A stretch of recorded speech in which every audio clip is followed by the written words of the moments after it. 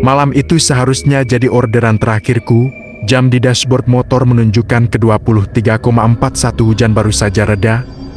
Menyisakan aroma aspal basah yang menusuk hidung. Kota sudah mulai sepi, tipes sepi yang bikin pengendara motor merasa sendirian. Walau masih ada lampu-lampu toko yang belum sepenuhnya mati. Namaku Raka, ojol malam. Sudah biasa ketemu penumpang aneh, mabuk, marah-marah, bahkan yang nangis di jalan. Tapi satu hal selalu kupegang, kalau firasat gak enak, mending pulang. Sayangnya, malam itu saldo lebih berisik daripada hati nurani. Ponselku bergetar, order baru, lokasi jemput, Gang Kenanga 12, tujuan, Gedung Serbaguna Cendana Lama, catatan penumpang, cepat ya mas. Acaranya hampir mulai, aku menatap layar agak lama. Gedung Cendana Lama, nama itu bikin tengkukku dingin. Gedung itu sudah lama kosong, terakhir aku lewat. Pagar depannya berkarat, ilalang setinggi dada. Dan pintunya disegel, orang-orang sekitar bahkan menyebutnya gedung sial. Aku hampir menekan tolak, tapi bonus malam muncul di layar. Aku menghela napas, terakhir. Gumamku, aku tekan terima. Aku sampai ke titik penjemputan, Gang Kenanga 12 tidak seperti gang lain. Begitu masuk, suara kota langsung hilang, tidak ada motor lewat, tidak ada TV menyala. Bahkan tidak ada suara jangkrik, lampu jalan cuma satu itu pun redup dan berkedip seperti mau mati. Aku berhenti tepat di titik GPS, penumpangnya mana? Gumamku, saat itulah aku sadar, tidak ada satu rumah pun yang menyala, semua gelap, seolah gang ini sudah lama ditinggalkan. Mas? Aku tersontak kaget dengan panggilan itu. Seorang wanita berdiri di belakang motorku. Aku yakin sebelumnya dia tidak ada. Dia memakai gaun hitam panjang, model lama, rambutnya panjang, lurus, menutupi sebagian wajah. Kulitnya pucat, tapi rapi. Mas Raka? Tanyanya lirih. Ya, Mbak. Yang order, dia mengangguk. Acaranya di Cendana Lama. Bisa, kan? Nada bicaranya datar, seperti membaca skrip. Aku memberikan helm, tanganku dingin. Saat dia naik ke jok belakang, tidak ada suara gesekan, tidak ada pergeseran jok. Dan sekali lagi, motorku tidak terasa lebih berat. Kami mulai jalan, hujan rintik turun lagi, tapi lewat spion aku melihat rambut dan gaunnya tetap kering, tidak ada tetesan air sama sekali. Mbak gak dingin? Tanyaku, berusaha terdengar santai. Sudah terbiasa? Jawabnya singkat. Aku menelan ludah. GPS tiba-tiba mengubah rute, mengarah ke jalan kecil yang bahkan tidak pernah kulewati sebelumnya. Lewat sini, Mas, katanya pelan. Aku berhenti sebentar. Biasanya nggak lewat sini. Mbak, kalau lewat jalan besar, kita bisa terlambat. Nada suaranya berubah, lebih menekan. Aku menurut. Pepohonan mulai rapat, jalan menyempit. Lampu-lampu kota menghilang satu persatu, kabut tipis turun. Padahal ini bukan daerah tinggi. Pestanya ramai, tanyaku.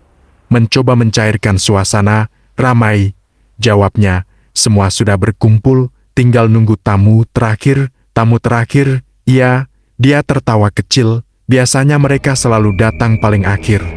Aku merasa ada yang menatap dari kanan kiri jalan, tapi setiap aku menoleh ternyata tidak ada apa-apa. Mas Raka? Iya. Kalau nanti Mas dipanggil, jangan langsung nengok. Tanganku refleks mengerem.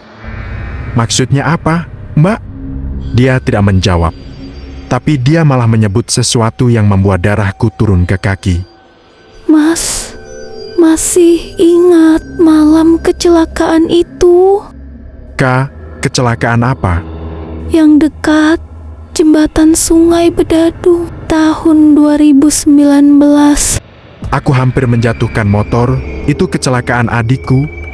Aku tidak pernah cerita ke siapapun, tidak pernah kutulis di media sosial, tidak ada penumpang yang tahu. Kamu tahu dari mana? Suaraku gemetar. Aku tahu cerita itu sebelum datang ke pesta. Akhirnya, gedung itu muncul. Gedung Serbaguna Cendana Lama, persis seperti yang kuingat tua. Kusam, cat mengelupas. Tapi sekarang, lampu-lampu di dalamnya menyala. Ada suara gamelan, ada suara tawa, ada bayangan orang bergerak di balik jendela kotor. Tuh kan Mas, pestanya sudah mulai. Mbak, maaf, saya nggak berani masuk. Mas, nggak perlu masuk. Lalu dia turun dari motor. Saat kakinya menyentuh tanah, aku melihatnya jelas, kakinya tidak menyentuh tanah sepenuhnya. Mas cuma perlu melihat. Lalu pintu gedung terbuka perlahan. Apa yang kulihat di dalam membuat kakiku lemas. Puluhan orang memenuhi ruangan. Mereka berdiri mengelilingi meja panjang berisi makanan yang sudah berjamur dan membusuk. Para tamu memakai pakaian pesta lama, ada jas pengantin, kebaya kuno, seragam keluarga, beberapa wajah tampak lebam, sebagian retak, seperti korban kecelakaan. Semua tersenyum, semua menatap ke arahku, dan satu persatu, mereka mulai menyebut namaku. Raka. Mas Raka. Raka. Wanita di sampingku berbisik. Dulu kami juga diantar ojol, supir travel, sopir bus. Aku tersadar, mereka semua mati di perjalanan menuju pesta, dan aku hampir jet yang berikutnya. Kami cuma butuh satu lagi. Apa? Aku? Kalau Mas masuk, pesta ini selesai. Kami semua bisa pulang. Pulang kemana? Pulang ke tempat yang sama. Tangan-tangan mulai meraih keluar pintu. Dingin, keras, bau tanah basah dan darah lama. Aku berteriak membaca doa sekuat-kuatnya, menyalakan motor, gasku tarik penuh. Motor tidak bergerak. Mas Raka, sudah malam. Pestanya belum lengkap. Entah dari mana, angin kencang menerpa, lampu gedung berkedip. Aku melihat sesuatu di lantai gedung, helm ojol, banyak, retak, pecah, bernoda. Aku menutup mata dan berteriak. Tiba-tiba, sunyi.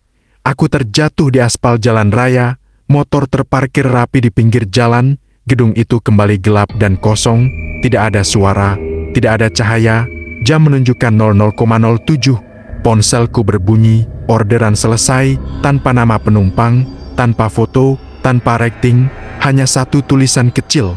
Terima kasih sudah mengantar, sampai jumpa di pesta berikutnya. Sejak malam itu, aku tidak pernah lagi narik malam, aku menolak order dari gang sepi, dan aku tidak pernah menoleh kalau namaku dipanggil di jalan kosong, karena aku tahu beberapa pesta tidak pernah benar-benar selesai dan selalu menunggu tamu terakhir.